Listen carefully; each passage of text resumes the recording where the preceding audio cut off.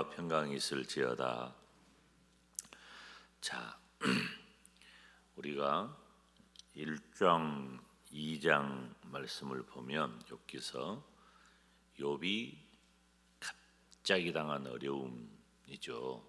그런데 욥이 무슨 죄가 있어서 하나님이 심판하신 게 아니라 사단이 욥을 시험하는 과정에 욥이 당한 어려움이에요.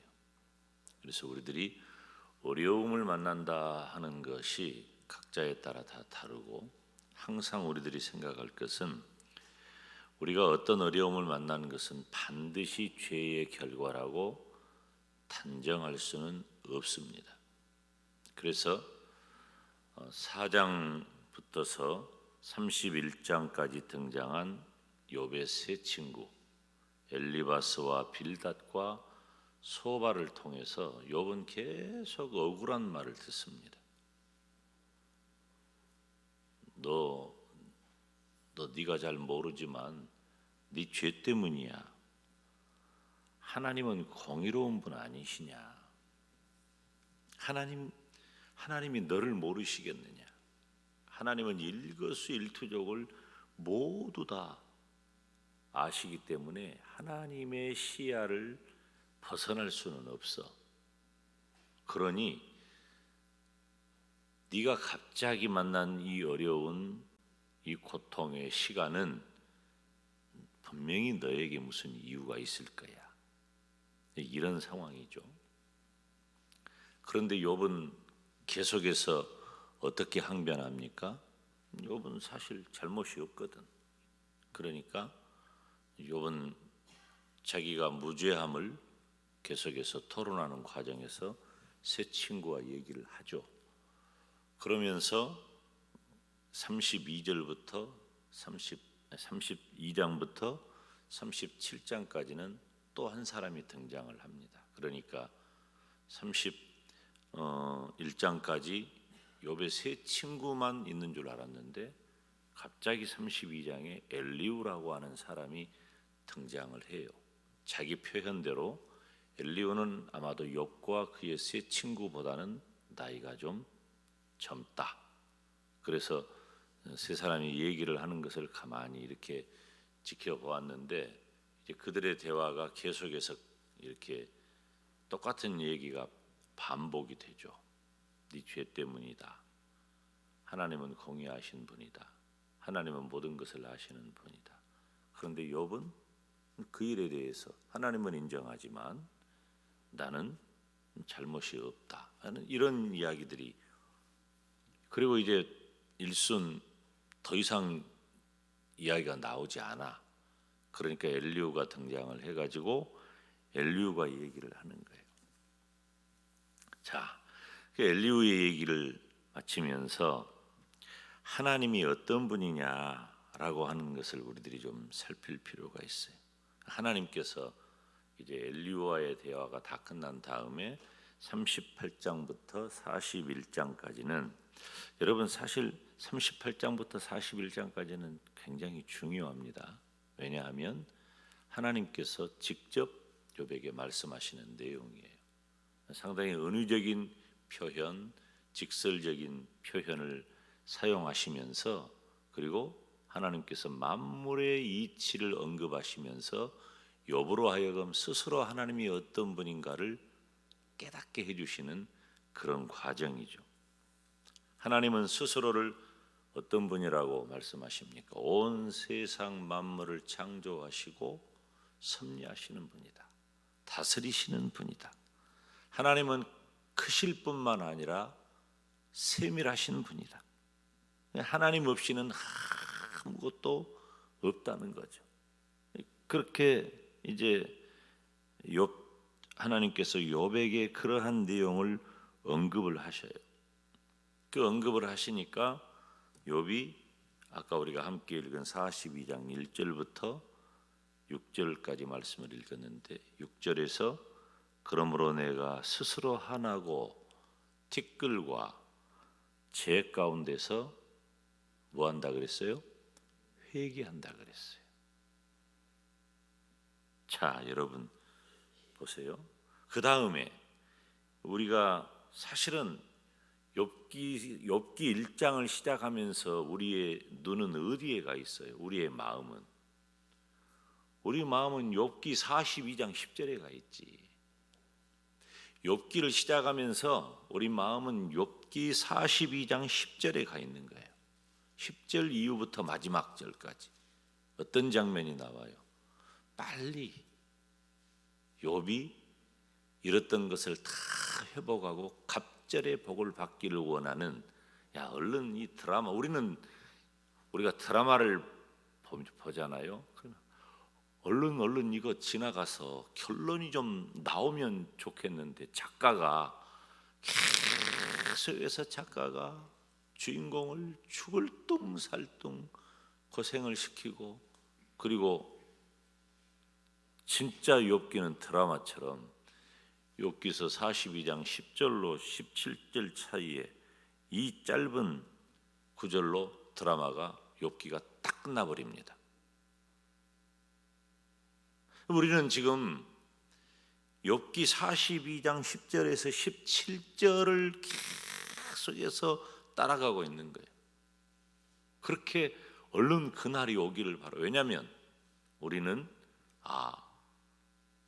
김 목사도 설교를 할 때 욥이 무슨 죄가 있냐 뭐 이런 얘기 많이 하잖아요. 사단이 시험 받은 것이다. 그러니까 우리가 욥이 무슨 죄를 지었다면 그 죄의 결과로, 죄의 보응으로 그가 이렇게 당한 일이 저울로 재어 봤을 때 마땅하다고 여겨지겠지만 이게 그게 아니거든. 지금 이게 욥이 만난 어려움은 욥의 죄와는 상관없다고 하거든. 근데 욥이 이렇게 어려움을 만나니까 욥도 그렇고 우리도 그렇고 빨리 42장 10절로 달려가서 17절까지의 갑절의 복을 받았다는 얘기를 들어야 직성이 풀리는 거죠. 그런 과정인 거죠. 여러분, 우리가 42장 10절로 17절 이 말씀을 보면서 우리가 이런 결과를 원하고 이런 결과를 기대하고 이런 결과가 정말 우리는 중요하다고 생각을 하잖아요. 꼭 필요하다고 생각을 하죠. 그래야 직성이 풀리죠. 그렇지 않은 사람은 아무도 없습니다. 그렇지만 우리는 과정을 봐야 돼요. 과정을.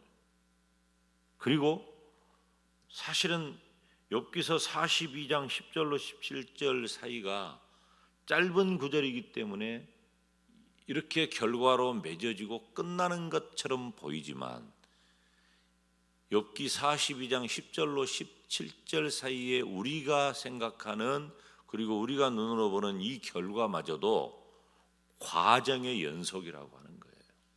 이건 마저도. 그러면 이 과정이 뭐냐? 42장 1절로 6절 사이에 욥은 하나님 앞에 회개합니다. 회개를 해요? 회개를 한다? 욥이 죄가 없다는데 도대체 무슨 회개를 해요? 그러므로 내가 스스로 하나고 티끌과 재 가운데서 회개하나이다.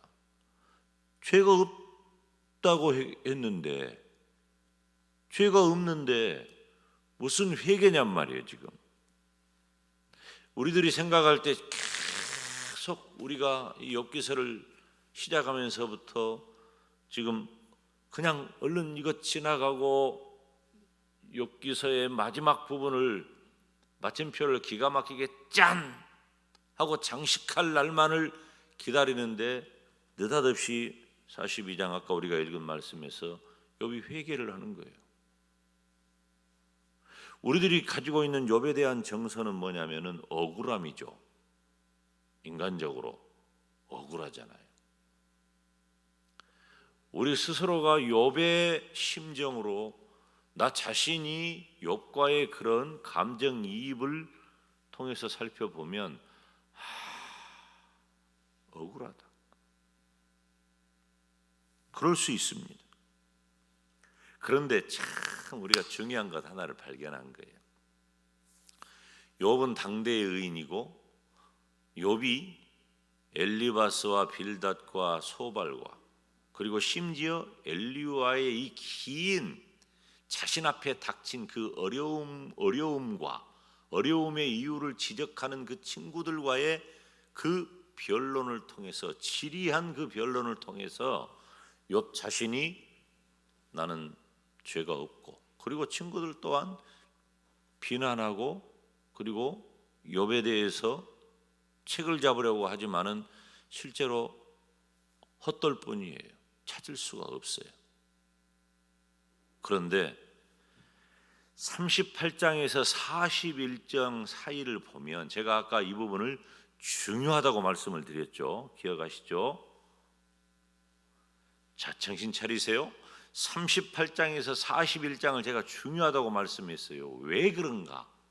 38장에서 41장은 누구 얘기냐면은 하나님 이야기예요.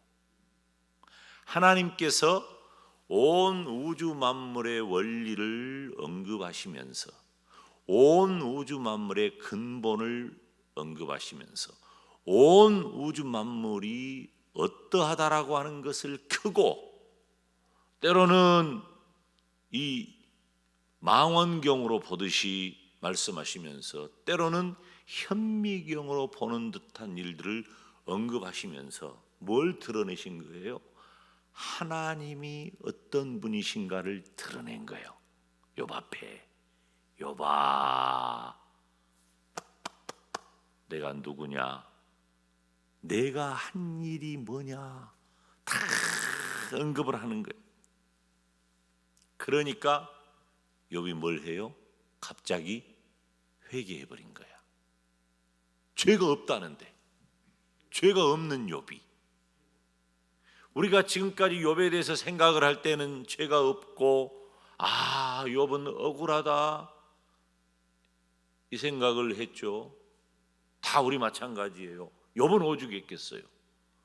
그런데 갑자기 38장에서 41장을 지나면서 42장 1절로 6절 사이에 욥이 스스로 회개해 버린 거예요.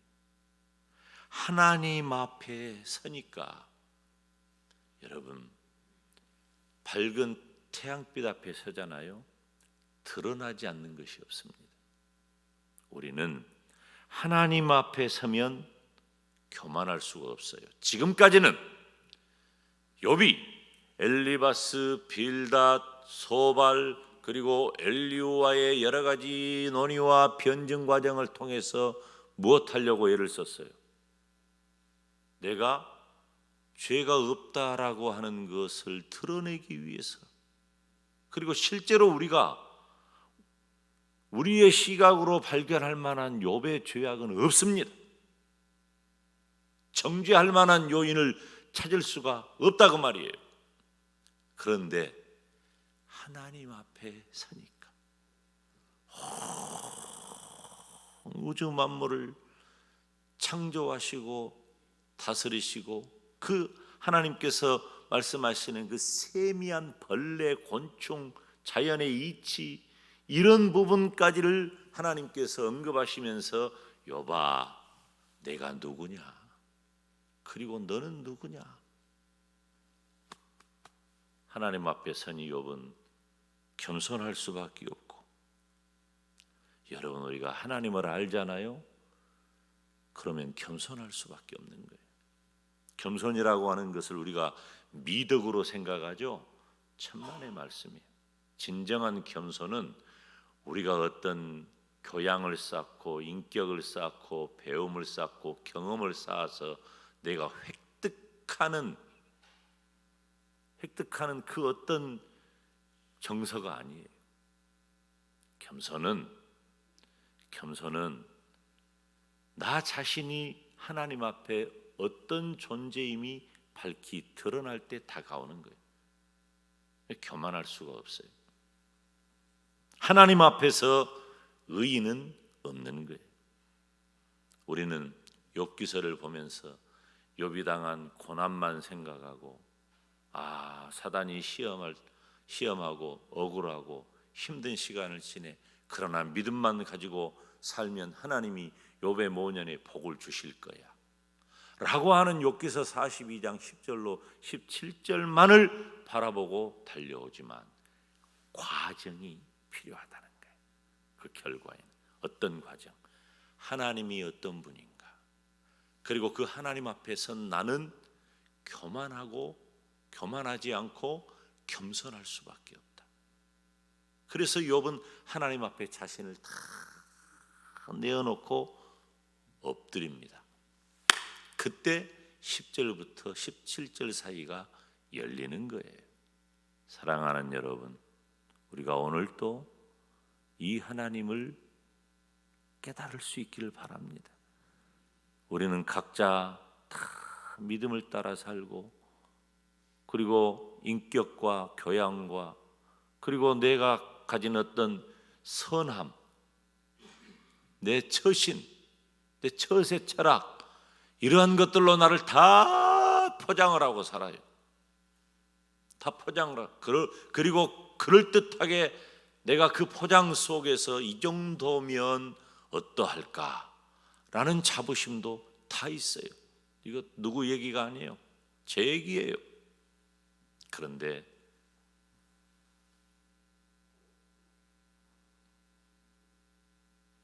우리가 하나님 앞에 서면 그럴 수 없습니다. 하나님 앞에 서면 나는 그 하나님이 언급하시는, 그 하나님이 만드신 눈에도 보이지 않는 그 벌레만도 못한 너무나도 나약하고 너무나도 형편없고 부족한 존재임을 드러내는 거예요. 감히 교만할 수 없습니다. 오늘 또 하나님 붙잡고 하나님 만나고 하나님 의지하고 나 자신을 온전히 하나님께 바침으로 욥의 모년에 하나님이 주신 복처럼 저와 여러분이 하나님의 사람으로 든든히 살아가시기를 주님의 이름으로 축원합니다.